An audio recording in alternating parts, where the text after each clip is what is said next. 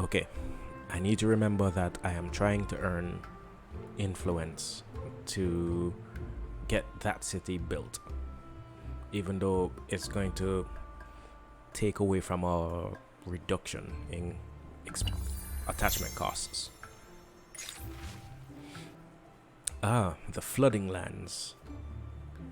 An unrelenting and words I can speak.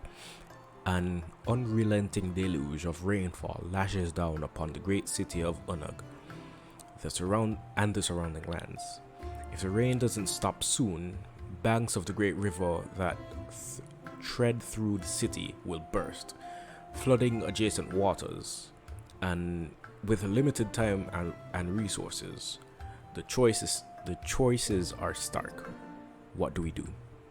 Protect the city. It brings us more towards science, gives us extra percentage of science actually, and a chance of a good consequence. All for it. We can demilitarize the zone again, but currently don't see anything worth demilitarizing.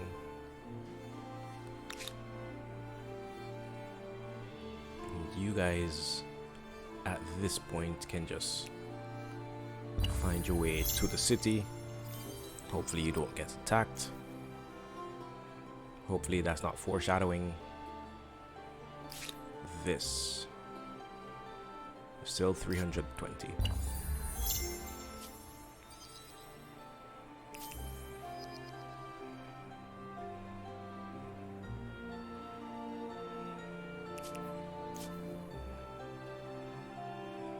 Unknown culture has reached this. Wow. Okay. 2 more independent peoples popping up. Next turn, we should be able to patronize these guys further. Same over here, but I think these guys are the turn after. Okay, let's take a look at prices. Let's see what. It's looking like 200s. So okay, we would have established that the amount of patronage we need doesn't change. It's the cost that is reduced, which I guess is fine, not ideal. Okay, we can get trading charters, so it prolongs the lifespan of the independent people, and purchasing resources, we gain access to tradable resources from them. Cool. Military charters, we gain the ability to hire the military. Science, we gain a share of this independent people's science each turn, which is currently 74. So I'm kind of looking forward to that, because 74 science is a heck of a lot of science. So if we can get 2 independent peoples, I guess science output under our belt, that would be kind of nice. Okay, you guys heal up. We get our embassy. You have created an embassy. Behind those elegant doors, a whole new world of diplomacy awaits. Oh no. These guys are... A proposal for you. Think on it. These guys have Fascinating. already moved on as the Huns. Another military. Building an embassy. By building an embassy, you can now access a new tab of diplomatic relations with other empires. Okay. Embassy agreements. You can deepen your bilateral relations by signing embassy agreements. All signing parties must have an embassy built, basically. Leverage. Since everyone has secrets, you might want to collect politically sensitive information about other leaders, known as leverage. These collectible resources are gathered by agents when a grievance is generated between two feuding empires. However, you can also obtain leverage by giving up your own grievances or from unauthorized units stationed in a territory that would be demilitarized. They can be spent to use leverage actions or within the Congress of Humankind. Leverage actions. Leverage actions are a manifestation of the Empire's sovereign power. Once per turn, you can use your leverage, which is this amount over here, against another empire to instantly force an action on it without generating a grievance. These unilateral actions do not require the other embassy to have built the other empire to have built an embassy. You unlock new actions by researching the corresponding technologies through the eras. Anything else? Anything else? Okay. Requested an agreement. Monument contractors. So she's proposing a monument contractor deal. Monument contractors, signing empires are able to participate in each other's cultural wonder projects. Participating empires will choose between receiving money, influence, or leverage upon completion. So I guess when we are both able to build each other's shared projects, and when the shared project is done, we can choose to get money, influence, or leverage. There's also arms deal, which allows the other person to build. Empires can build each other's unique unit. Yeah, right. So arms deal, we'd be able to build the unit of the Huns, their mounted archers. Humanitarian aid. Signing this allows the population to migrate to either party's capital in case of famine. So I'm not sure how this is gonna work. So if our city is starving, I think it means so if our city is starving, their population would move to our city, or our population would move to their city, right? A scientific correspondence. 10% reduction on technologies researched by the other empire. This we're gonna want because we are behind on science. Diplomatic cooperation grants you 50% of all leverage from leveraged intel by the other empire. So if they gain leverage on us and they take it, we get half of it back. But that also applies to them. So if we garner leverage on them, they get back some on us. We can placate, which we currently don't have enough leverage for. Placation, the placation of sensitive material that paints your empire in a good light helps lessen war support against you. So they lose 5 war support. Not that much, but it can be done turn after turn, so can potentially drop the war support really far. We can expel military units unlocked in the classical era. Sounds simple enough.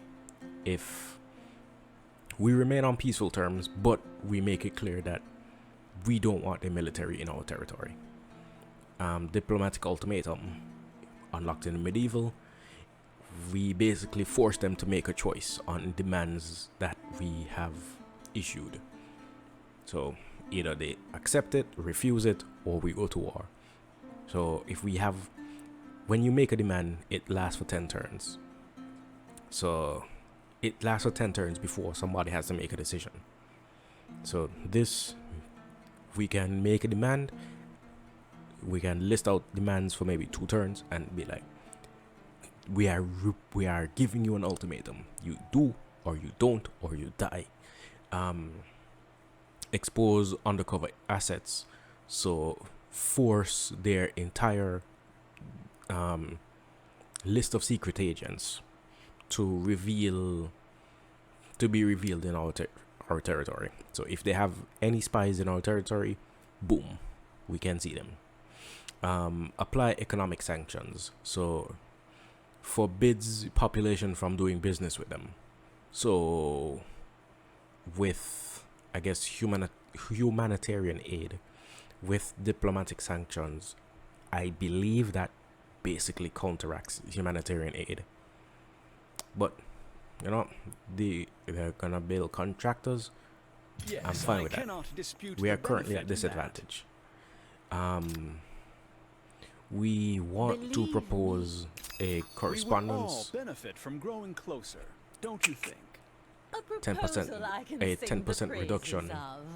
We accept. A 10% reduction in science for everything they've researched, which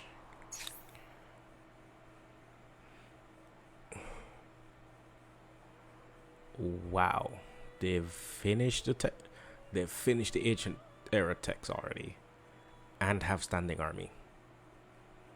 So they're researching something in classical era.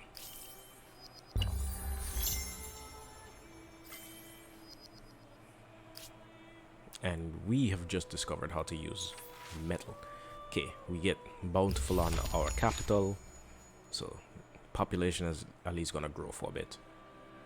Oh, they have the Mausoleum Metalloconassus being built somewhere. Can we? A joy to see you, friend. Since we're friends. No. Proposed that recently. Okay, so for this, why are we no longer?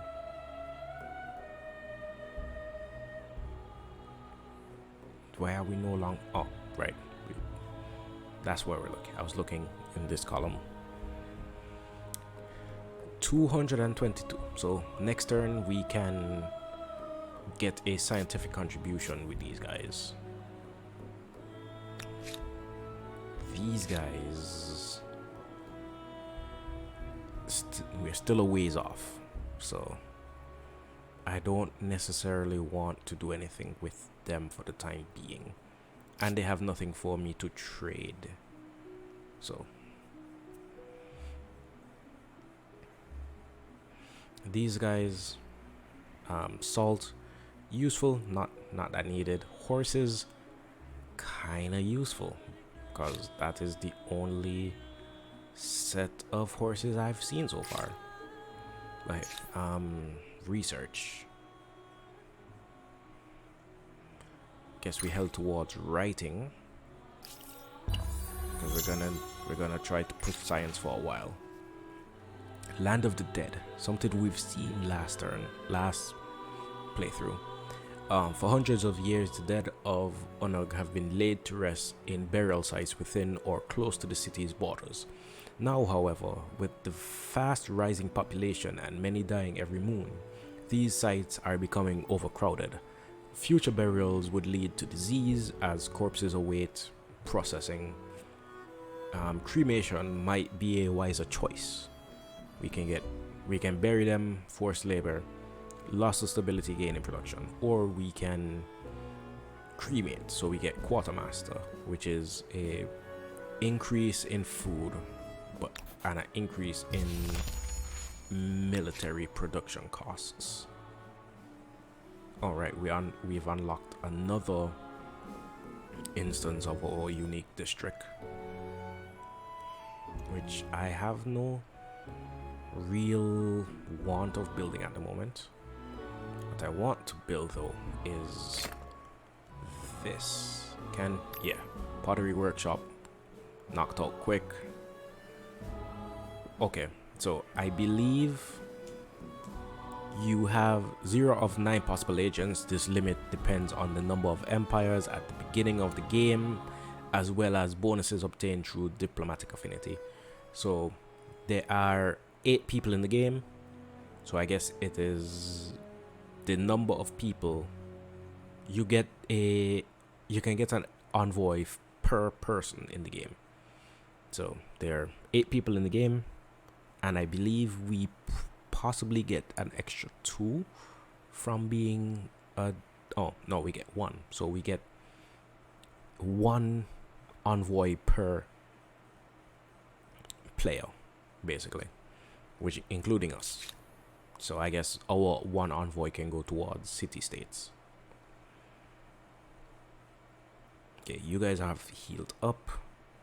Let's see if we can get you to explore this area. Yo, I am hitting these blind curiosities. Okay, a ways away from actually getting that built.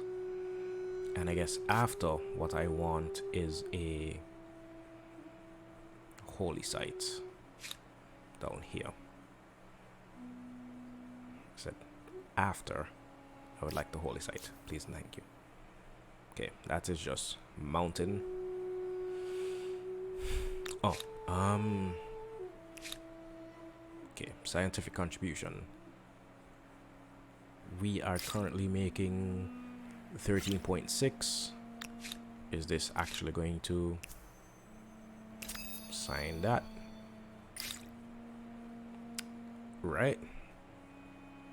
Actually gives us, well,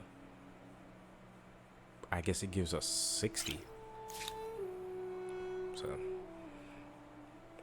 I guess it showed us what our science would be after signing it. No, so they just straight up lied to me then. Why are you lying to me, game? It hurts my feelings. Right, we should still also be trying to get our trying to demilitarize down here.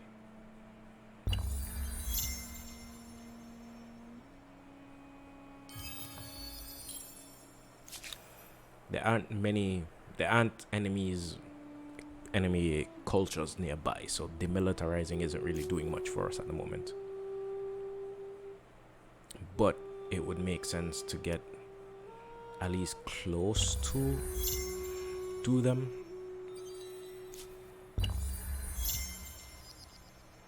Hey, I just saw something dangerous though. But funny enough, I don't think they're going to enter the demilitarized An zone. enormous leap forward, from mundane tallies of crops to recording the wisdom of sages. Humankind now wields the most powerful tool of all. And we have unlocked writing. Science star unlocked. We are 11 turns from getting a competitive star, and some guys are already halfway through the next era. On the bright side, we aren't that far behind Mycenaeans, relatively speaking. So an expansionist star wouldn't be difficult to do once we get, since we're trying to establish another city here, which we are 3-ish turns away from. So I want another city. I thankfully signed that agreement. So organized warfare, so we can reinforce our troops when needs be. Move you guys this way just to get some fog of war exposed. Okay, so these guys can in fact we're gonna lose these guys. These guys can in fact go through demilitarized zones for some reason. Can you guys move? Can you move? Thank you.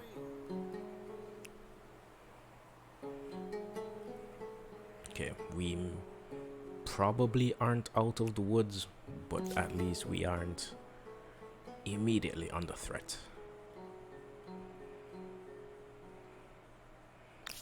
Okay, we can buy this out, save us a turn, actually get us enough stars to move on. Let's see, the Han Dynasty is a reduction in leverage actions. Their paper mill, which creates a deposit of paper which automatically exploits. We get 3 science per paper when a leverage intel is collected. So we can get extra science for having and it gives industry and cults as a maker's quarter. Fine, cool, sure. But their unique unit, the La Liang Niu Bing, are what are they? They're a replacement to the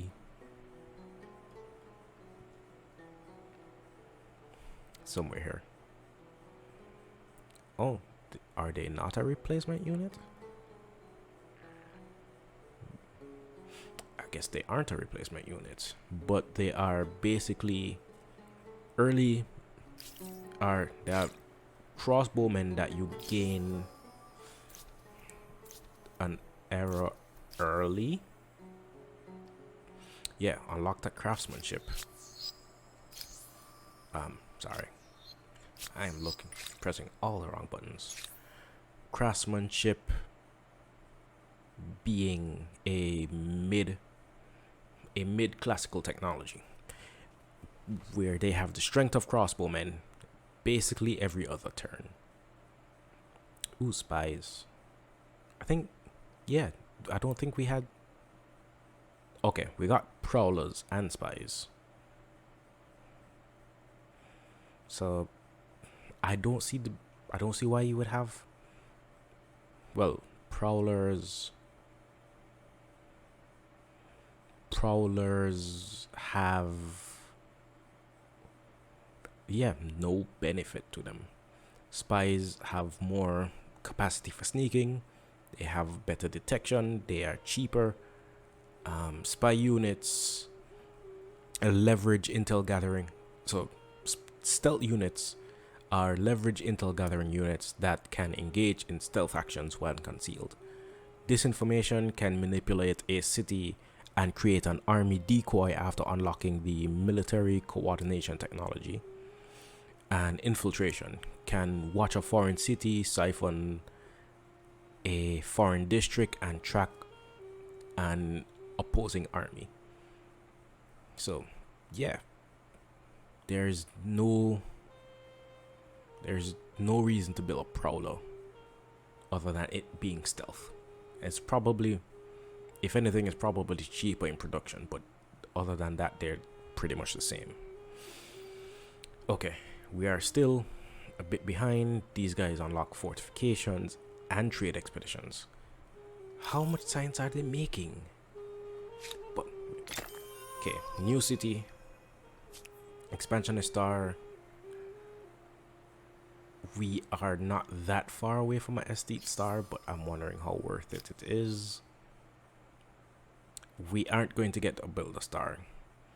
We got absolutely nothing for diplomat stars or merchant stars or estate stars, which is understandable. We can potentially push for a science star and potentially pick up an agrarian star on the way. Science star is 3 more technologies. I keep pressing that for some reason. We are 2 turns away from 1, and we can get others relatively soon after. So we may sailing not that useful. We're too far behind to try push for seas. Fishing also not that useful. So I guess irrigation, masonry. You can build. Okay, yeah, there's a strategic resource here. So 8 turns and we get that.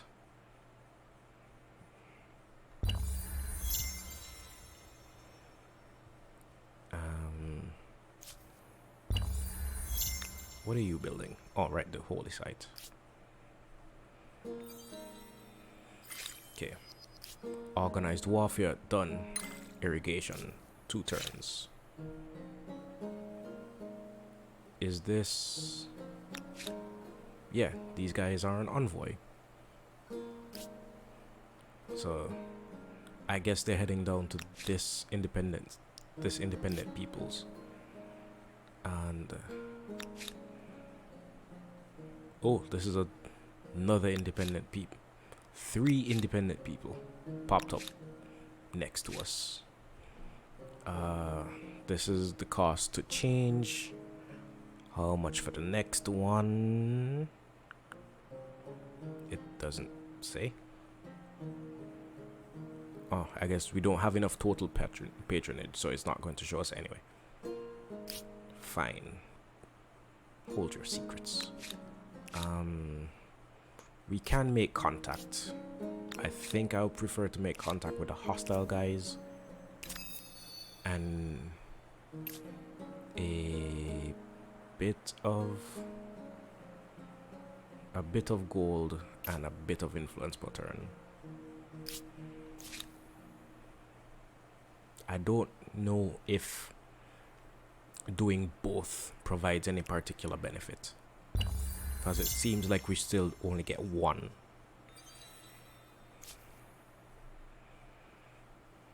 And these guys have now started to spread north, which is less than ideal.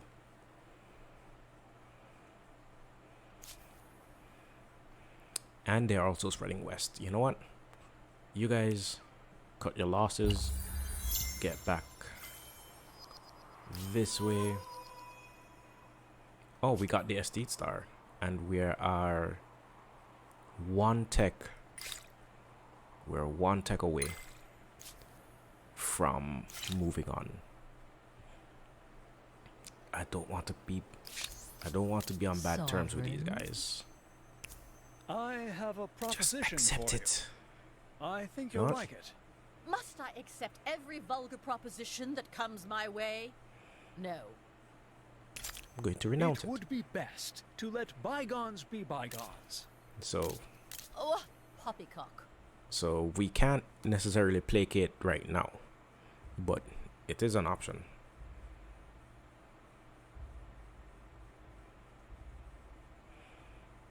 Oh, so I guess embassies and trade treaties count as the same action per turn. Okay, we want our units around here, around the natural wonder. Should have potentially... oh, we couldn't demilitarize it next turn, even though I don't know if it necessarily does anything, because these guys have already proven that they don't necessarily care. But I want to settle an outpost in here, because it is a world wonder. So okay, science star unlocked. Hostile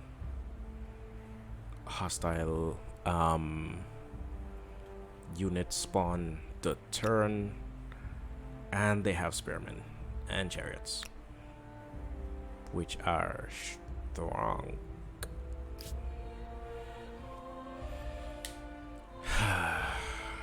There's no winning.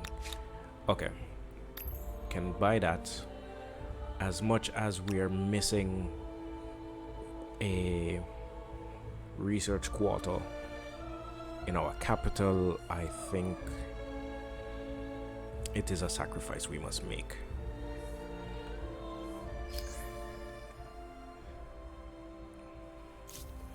A good follow-up for the Sumerians would have been the Persians, because they have +2 city cap, so that would have made attaching cheaper. The Greeks,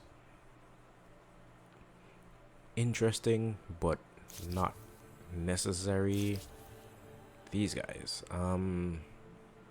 influence on main plaza if the city is growing, which which is weird. Like, we generally keep our cities growing, and I guess when our cities are overpopulated, that's also a good sign. So it's kind of hard to tell sometimes. Javelin riders, which are 3 range, require 1 horse and can move 1 after attacking. Their unique district is food per adjacent sterile terrain. We don't have much of that around. The Celts, food per farmers on city or outpost, food per number of attached territories, counts as a farmer's quarter, a religious district. So Celts are a decent follow-up. They are agrarian, so it'll help us to grow our population later. These guys are influence on the emblematic district, a reduction in outpost attached costs, which kind of something we do. The stupas, which are influence, faith, science, influence per adjacent district, research, +1 research slots on city, counts as a religious and a research quarter. And they have elephants. The Romans, expansionists, slots for armies, gain from military, triumphant arch. Not all that useful. 1, 2, 3, 4, 5, 6, 7 cities already claimed. 7 cities already claimed. Are these guys already? Are people already moving on to the next era? I guess, because the only people that have multiple stars are the ones that we know for sure have already moved on. Okay, so we are further behind than I thought. We also got a competitive star. Is that 1, 2, 3, 4, 5, 6? Okay, so the competitive star wasn't necessary. But I guess who do we go with next? There aren't that many good options. At least the Han would make us decent at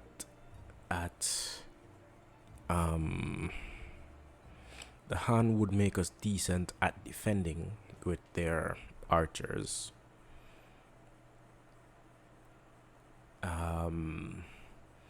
Paper, which is science, 3 science per paper, which isn't much, but if we get a handful of these down, it could help. I'm thinking Celts. The Nemeton next to our district from the previous era. I don't remember the name of it at the moment. It would be useful, and it counts as a religious district. It gives us faith. You know what? I've convinced myself. We are now the Celts. Is that something I don't mind doing right now? Yeah, something I don't mind doing. Okay. I guess we get influence over here. We continue working on the stone rings, so we can potentially start getting our religion up, because Mount Everest gives 10 faith on the main plaza. So 10 faith, we get influence per turn and production. So this, for all intents and purposes, isn't a bad city. Let's pick up fishing because that's all we can do for now. As urban centers grow, both ideas and sewage are generated at a record pace. Arts and sciences flourish as military tactics and mathematical equations become as coveted as physical goods. Empires struggle to control these intangibles, however, as some might trouble their stability. Now you're choosing the agrarian Celts. Let's hope they learn their cooking from the French side.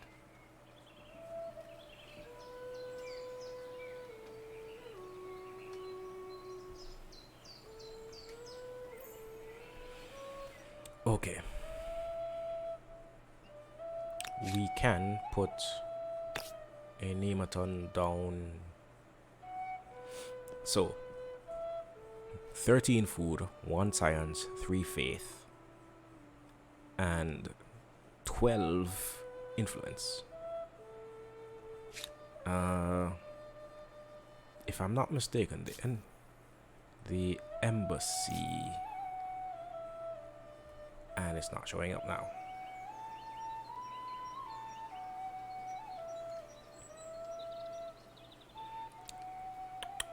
No, I think the embassy is, yeah, the embassy itself has influence per adjacent. Yeah, the embassy is what gives it the extra 10 influence. But we also get an extra science for building it next to the previous, because it is a farmer's quarters also. Greener pastures. We can steal a population. Well, with the greener pastures, we gain 2 pop, but we steal 1 population from our own city. Funnily enough. Okay, that's iron down here. Our runners are being attacked by these guys. It shows that our army can win this fight, and I want to risk it. Gonna risk it. Get at least one of you up on high ground and deployment. Okay. Figured they'll do something like that.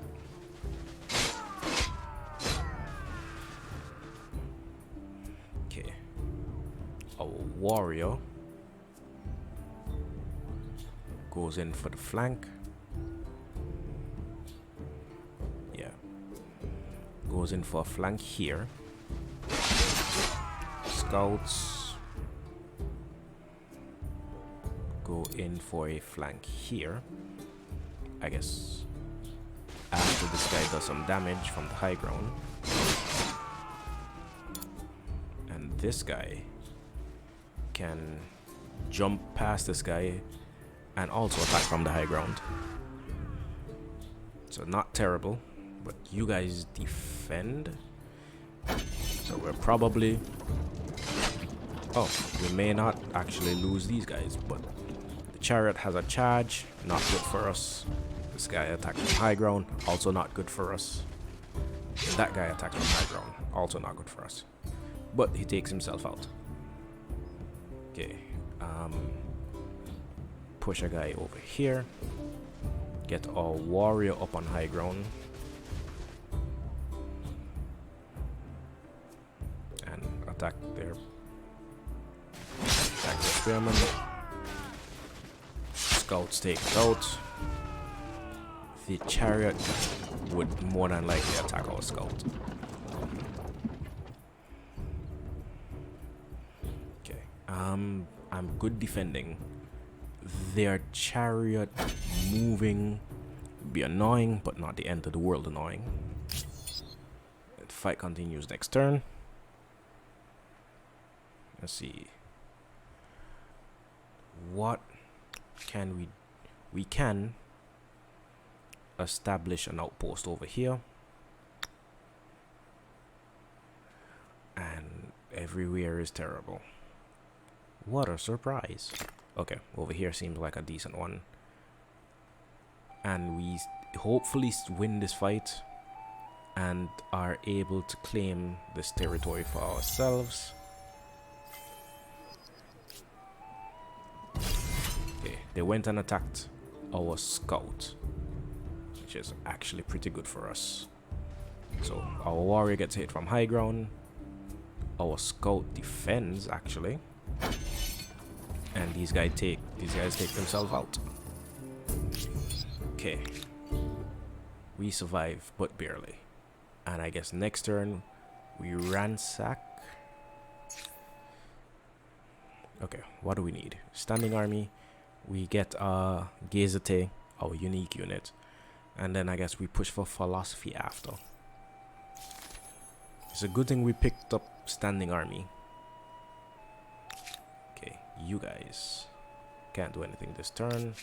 I don't want to push influence further because I don't know how much we're going to need to claim this territory here. But with 400, I think we're actually pretty close. Okay, we can build a small council. We get a extra city cap, which is a reduction. Well, it brings us to a reduction since we kind of used it up. You know what? You guys, don't settle that. Okay. Let's see. You guys can burn this down. Hopefully you can do it in a turn. No, 7. So you know what? I don't mind you guys settling over here then.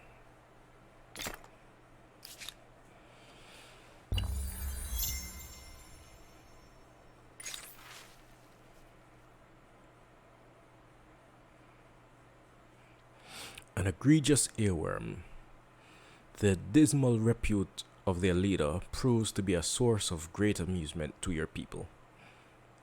A deeply unflattering and instantly unforgettable rhyme which casts aspersions on both your mental prowess and your body odor is now chanted in the streets through the land. The children sing it as they play, the workers murmur it as they toil, and even the elderly wheeze as they laugh recurrent as they laughingly recount it to one another. How would you respond to this rhythmic ignominy?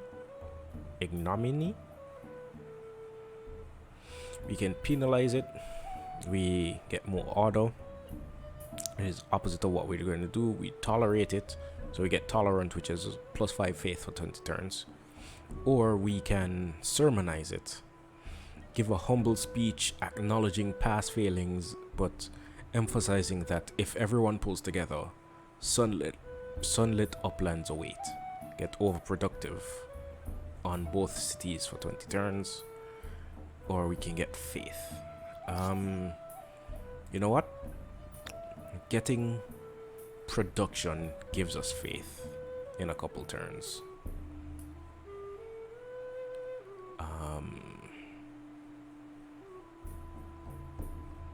Let's see.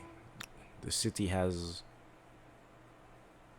Oh, Greener Pastures uses production. I forgot. Influence.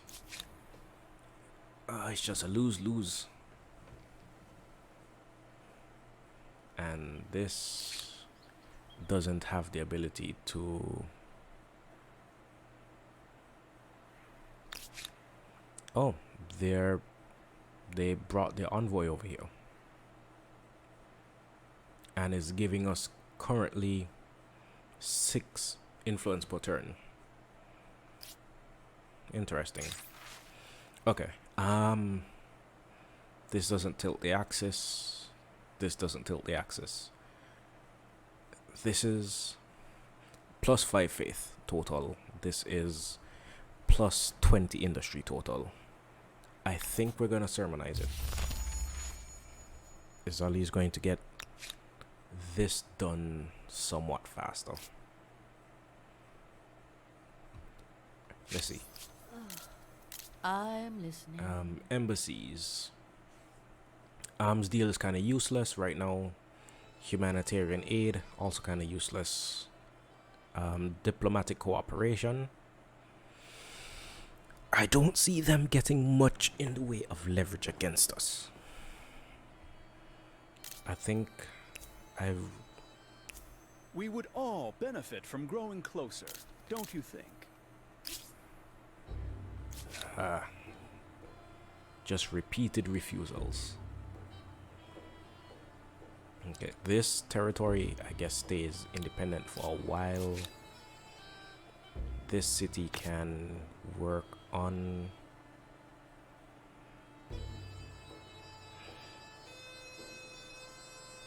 I guess a Nematon.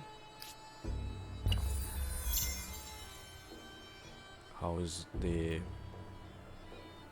5 turns? I guess because these guys are incredibly wounded.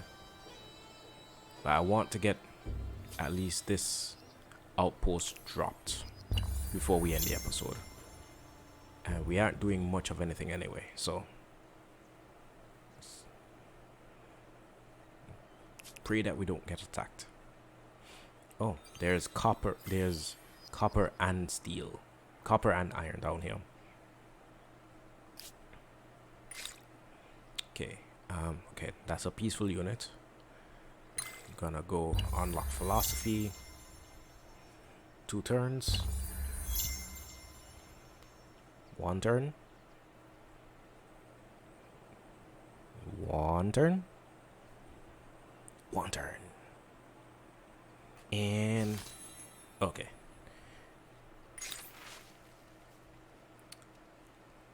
A weave of iron and blood. In recognition of your elevated status on the world stage, a great artist has been accompanying you and your retune, I guess, as you travel the empire and beyond. Now, many months later, the artists and their team have completed their great masterpiece, a brilliant tapestry that stretches the length of the palace. In its embroidered scenes are depicted great glories, marvelous cities, and the people's adultation words of your rule. How should a marvel be best used? We can hang it to get a reduction in military costs. We can divide it to give combat strength to our units, or we can sell it. So we get money per turn, bring us closer, well, sends us to individualism, but gives us a chance of another narrative event, whether good or bad, don't know. But gold per turn, kind of looking kind of tasty right now. Okay, this is their envoy still moving about. Okay, ransack complete next turn. Bit of gold. Can drop the outpost. Get it done instantly. And it can be evolved into a city with over 1,000 influence, which we're actually pretty close to. So what we could do is pick up, let's see, obsidian is 2% industry, and porcelain is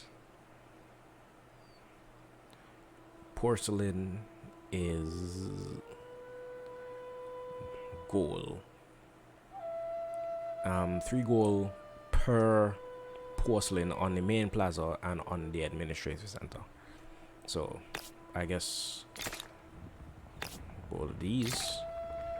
And is there any better place to relocate to? No.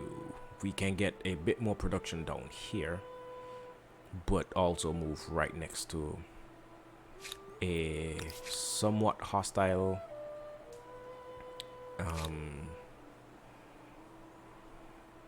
should we put, okay, we don't get science from that. I don't understand how this works.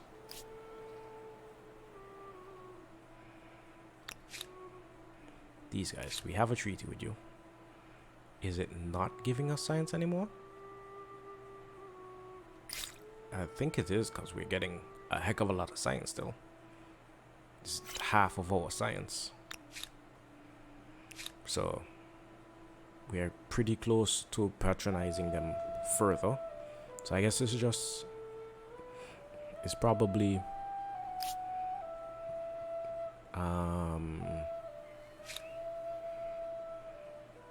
okay. My brain is all over the place right now.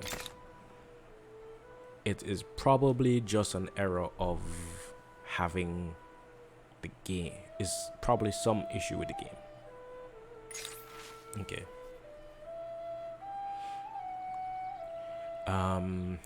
A Weave of Iron and Blood Part 2. You thought you'd sold the magnificent tapestry to a discreet buyer, one who's going to add the piece to their private collection and let only a select audience lay eyes on its majesty. How wrong you were.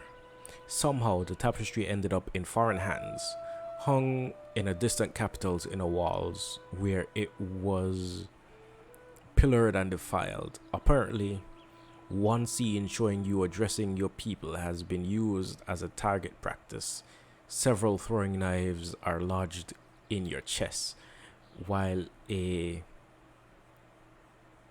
errant arrow sticks from your eye. Okay, so outcry. The citizens are proud and blame you for the mockery of their empire. So minus 25 stability.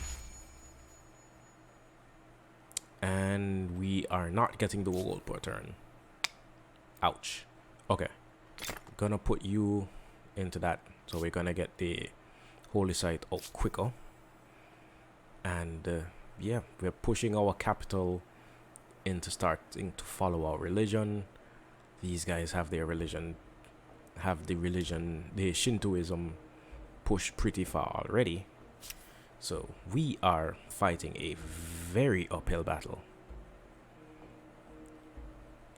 And these guys... Are you willing to lose blood over these lands? Really? No. I find your proposition outlandish at best. Okay. Fulfilling my demands is no longer necessary. You are generous and well appreciated. So, we are gonna start to have to build up a military soon. Didn't want to have to do that so soon, but I guess that's how it goes. Thank you all for watching. We are sadly having to go to, well, we may have to go to war against the only empire on our continent, and these guys are spreading quick. So let's see. In terms of civs, I guess, okay, show cultures.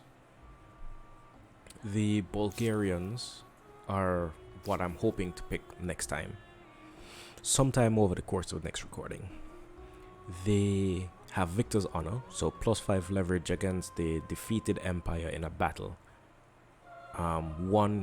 So +5 leverage against the defeated empire in a battle won without losing units. So if we win a fight and don't lose a unit, we get 5 leverage against the empire. A library, which is influence, stability per territory following your state religion. So this can get very big very quick, especially when you get a couple of them down. 2 turns before being converted to religion by others' religion on territory, which would be useful because we are actually risking losing our religion at this rate. And horseback archers, which have a ransack boost, which I don't know who else we would pick if not the Bulgarians. So we'll have to find out next time. So it's all looking very rough, but I guess that's what happens when you skip all the middle difficulties like we did. Okay, I'll see you guys next week for more Humankind. Enjoy the rest of your weekend. Peace, love, and tranquility to all of you.